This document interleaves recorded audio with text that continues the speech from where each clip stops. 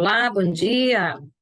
Esse é o dia do Senhor e nós vamos hoje juntas refletir exatamente sobre o movimento que Jesus faz para nos atender. Quando clamamos a Ele, a Bíblia diz que nós devemos clamar a Deus em nome de Jesus, segundo a sua vontade.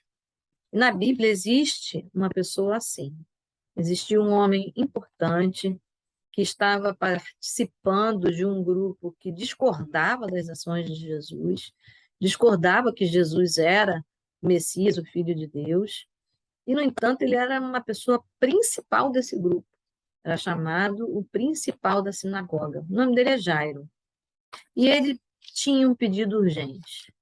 Ele precisou se dobrar à realidade do poder de Jesus. Então, nós já temos aí a primeira lição, no livro de Marcos, no capítulo 5, do verso 21 até o verso 42. A primeira lição é que todos se dobram ao poder de Jesus. Por quê? Porque todos temos a oportunidade de reconhecer o maravilhoso poder que Deus tem. Então, aos equivocados, aos enganados, aqueles que estão distraídos, aqueles que estão apenas resistentes, teimosos, todos têm oportunidade. E as oportunidades surgem quando a gente menos imagina. E não há coisa que mais incomode, que entristeça e que deixe o coração afligido do que a saúde. E a saúde de um filho menor, uma filha menor, causa muita preocupação, porque é responsabilidade dos pais. E Jairo era esse homem, ele era o principal da sinagoga, ele tinha influência naquele lugar, e esse lugar ali era a casa de adoração que os judeus tinham, e ele ali, ele estava responsável como o principal sobre a liturgia, sobre a adoração, sobre o ensino bíblico. Ele estava responsável por isso, o ensino das escrituras, era assim que se chamava. E ele tinha na lei a descrição do Messias, o Cordeiro, aquele que viria, mas ele, como parte do seu grupo estava participando de uma mentalidade contrária às ações de Jesus. Mas descrito está no papel de Jesus como Messias, que era curar, curar os aflitos, curar fisicamente, libertar de doenças. Isso está escrito lá no livro de Isaías, no capítulo 61. Jairo, então, vai buscar Jesus e diz que ele encontra uma multidão. Interessante é que ele, apesar de ser principal e liderar uma comunidade religiosa, ele foi buscar sem cerimônias. Ele foi no meio do povo e ele foi no meio da multidão. Ali, no meio da multidão, ele se prostra. Sabe o que significa isso? Ele estava falando não só com palavras, mas ele estava falando com seus atos. Ele se curvou diante de Jesus, ele se prostrou diante de Jesus em adoração e ele disse aos pés de Jesus, ele pediu com insistência, ele não pediu uma vez, ele não arriscou uma oportunidade, não, ele insistiu. Veja que a aflição de Jairo foi grande, mas a humildade dele não passou despercebida e nunca passará, porque Jesus diz: aquele que vem a mim, jamais lançarei fora. Nenhuma palavra que nós possamos dizer a Jesus, ainda que a gente venha de um movimento até contrário a Jesus, passa desapercebido. Jesus observa, Jesus considera, Jesus dá valor, porque essa é a função do Messias, não é? Se foi pedido ao Messias, a Cristo Jesus, que ele curasse, Jesus vai curar, porque essa é a função de Jesus, e vai curar segundo a sua vontade. E a vontade de Jesus é a vontade de Deus boa, perfeita e agradável. Então, ainda que pareça diferente o que aconteceu nesse relato, mas foi perfeito. Perfeito, principalmente para Jairo, que era um líder. Ele precisava ver em detalhes Algumas vezes a gente tem a sensação de que quando Deus trabalha em nós um processo longo, um processo que nem parece que Jesus está ouvindo nada, né? Parece que as nossas orações não estão passando do teto, não quer dizer que você não esteja sendo ouvido. Quer dizer que Deus está dando extrema atenção a você, está atraindo a sua atenção, a sua concentração, de tal forma que você possa observar os detalhes do cuidado de Deus. E foi isso que aconteceu com Jairo. Jairo, então, se prostrou, falou corretamente com Jesus e disse, né, minha filha está morrendo, venha impor as mãos sobre ela para que seja salva e viva. Por que ele disse isso? Porque a fama de Jesus corria. O povo, a multidão reconhecia Jesus e desejava de Jesus milagres. E tinha, porque Jesus, no seu relato na Bíblia, nos evangelhos, mostra vários milagres que Jesus executava. Então, Jairo estava no lugar certo, Jairo estava com a pessoa certa, e ele sabia bem que havia currículo de Jesus, ele tinha a sua prática reconhecida por aquela multidão. Jesus então olha para ele e diz o verso: Jesus foi com ele, no verso 24. Jesus foi com ele. Se Jesus vai com você, se Jesus está com você, não se preocupe se os caminhos do tratamento são bem diferentes.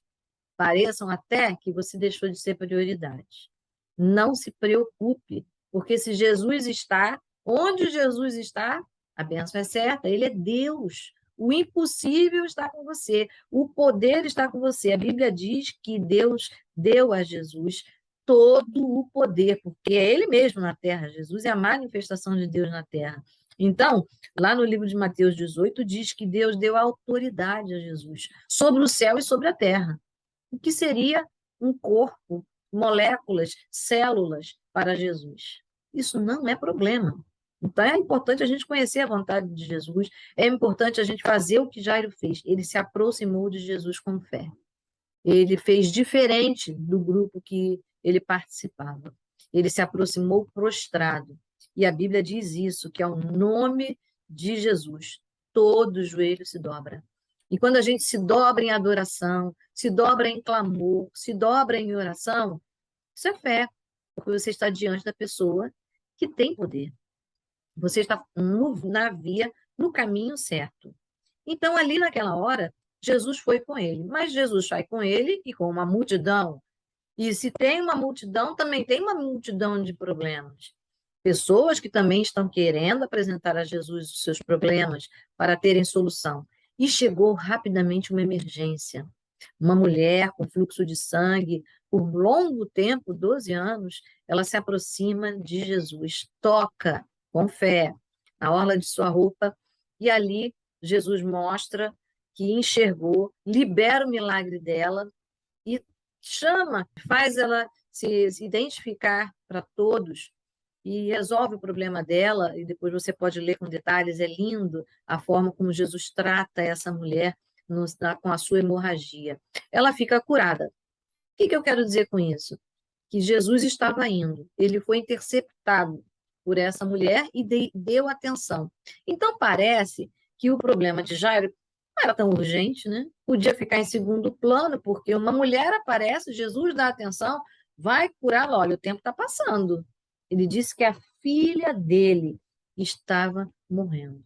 Então, apesar de ser uma urgência, o tempo para a filha de Jairo, uma outra urgência aparece na frente de Jesus. E isso nunca foi problema para Jesus. Ele é dono do tempo, do espaço, diz a palavra de Deus, que o nosso Deus é criador, ele é dono de todas as coisas, ele administra. Mas o coração de Jairo precisou receber paciência. E enquanto Jesus estava ali, testemunhando da fé e da cura daquela mulher, que era muito bom, e quando a gente testemunha outros milagres de Jesus, nosso coração se enche de fé, porque a fé vem pelo ouvir e ouvir a palavra de Deus. Jairo estava sendo encorajado, estava confirmando: eu estou no caminho certo, Jesus tem poder. Chega uma notícia pior: a filha de Jairo havia falecido. Então, pessoas se aproximam de Jairo e dizem para ele: olha, a sua filha morreu, não incomodes mais o mestre. Ou seja, o seu caso terminou, você não tem saída, você não tem mais esperança, porque ela perdeu a vida. Jairo tinha tudo para deixar que o seu coração se abatesse. No entanto, Jesus, que está perto, como eu falei, Jesus foi com ele. Jesus está cuidando dessa mulher, mas não saiu de perto de Jairo. Ainda que os nossos olhos, os nossos ouvidos fiquem impressionados, parecendo que Deus nos deixou de lado um pouquinho para cuidar mais dos outros, Jesus nunca sai de perto. E se Jesus lá está, Jesus percebe e não deixa que as interferências cheguem nos ouvidos de Jairo. Jesus observa e imediatamente ele diz: Jairo, não tenha medo. Jairo, não tenha medo, apenas creia. Ou seja, mantenha a sua fé, continue sendo encorajado, ainda que a notícia seja de que terminou a oportunidade. Isso faz a gente lembrar aquele milagre, né, de Lázaro, né? Ele já estava morto, né? E, no entanto, se elas crescem, as irmãs crescem, Lázaro viveria e viveu. Então, ele diz isso de outra forma, ele diz, não tenha medo, apenas creia. O amor de Deus é assim, ele lança fora todo medo. E Jairo, ouvindo isso, prosseguiu com Jesus. Então, Jesus observa que a interferência externa, o comentário, a descrição da realidade, porque isso não era fantasia nem mentira, era verdade, a menina havia morrido. Então, Jesus observa essa declaração de outra forma, mas a realidade estava ali. Ninguém saiu da realidade. E Jesus também não saiu do seu compromisso de ressurreição. Jesus vai até aquela casa, e quando chega naquela casa, vê um alvoroço já de velando o corpo dentro da cultura deles. E ao entrar, ele diz: Por que vocês estão tão alvoroçados e chorando? A criança não está morta, mas ela dorme. Para Jesus, a notícia soou diferente. Ela não está morta, ela dorme. Mas se Jesus diz que dorme, se Jesus diz que há vida, se Jesus diz que há esperança, quem pode tirar? Ninguém. Porque ele mesmo dará essa vida. Ele é responsável pela nossa vida. Ali naquela hora, Jesus toma outra providência. Agora, não mais as interferências do que falam. Jesus afasta um pouquinho aquelas pessoas do casal, do pai e da mãe. E chama também para perto outras pessoas de fé que estão acostumadas a ver milagres, que são 3 discípulos. E ele leva João, Pedro, Tiago e João. Então, ele entra no quarto com um casal, com 3 discípulos, o próprio Jesus e a menina deitada, estendida sobre a cama. Naquele lugar, Jesus toma uma atitude, pega pela mão, chama para a vida e diz: Menina, eu te digo, levante-se. Quando Deus dá uma ordem, é diferente. A Bíblia diz que a ordem de Deus não volta vazia, ou seja, não volta sem cumprimento. E nesse caso, quando Jesus disse isso, a menina voltou à vida, todos ficaram admirados, ou seja, ela despertou do seu sono, mas Jesus ordenou expressamente: deem de comer a menina. Ela estava doente, estava enfraquecida, e ela não precisava só da vida ressurreta, ela precisava tratar dessa vida, precisa fortalecer-se. Ele mandou que dessem de comer a menina. Quando Jesus diz que deem de comer, é extremamente importante, porque o nosso corpo também precisa ser mantido. A cura vem, o milagre vem, mas é preciso continuar o cuidado de Deus sobre a nossa vida. E nesse caso aqui, agora, a tarefa retornava para os pais. Ou seja, vamos nos alegrar, mas vamos continuar cuidando. Esse milagre precisa se sustentar vivo. Então, essa palavra é muito interessante, porque quando a gente sabe o valor da nutrição, dos nutrientes, a gente concorda, realmente é preciso vitaminas, minerais, proteínas, para que o nosso corpo funcione sempre muito bem. Porém, Jesus também tem uma palavra significativa sobre isso. Lá no livro de de João, Jesus dá uma informação no capítulo 6, no verso 57, quando ele está falando sobre a obra de Jesus, sobre crer em Jesus, como é importante que devemos crer em Jesus, porque sem fé é impossível agradar a Deus, e quem crê em Jesus, crê no Pai, quem crê no Pai, crê em Jesus. Ele disse assim, quem de mim se alimenta, viverá por mim. Jesus estava preocupado com a continuidade. E eu quero acrescentar aqui que quando a gente come, não só do alimento físico para sustentar aquele milagre, mas quando a gente se alimenta espiritualmente de Jesus, que é o pão do céu, o pão da vida, que é as palavras de Jesus, a ordem de Deus na nossa vida, viveremos para sempre. Então, algumas vezes a gente fica muito preocupado com o milagre da cura física, e é verdade, Deus tem poder para isso. Busque sim, permaneça, Deus dá atenção e Deus faz até um milagre particular para nós. Jesus cuidou da cena, cuidou do cenário.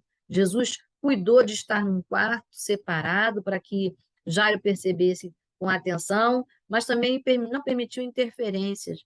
Mas é importante, para que ficarmos curados? Por que vamos ficar curados? O que vamos fazer com esse milagre? É importante nos alimentarmos para sempre, viver por Cristo. É importante mantermos Cristo não por um momento como um pronto-socorro, mas com compromisso com Ele.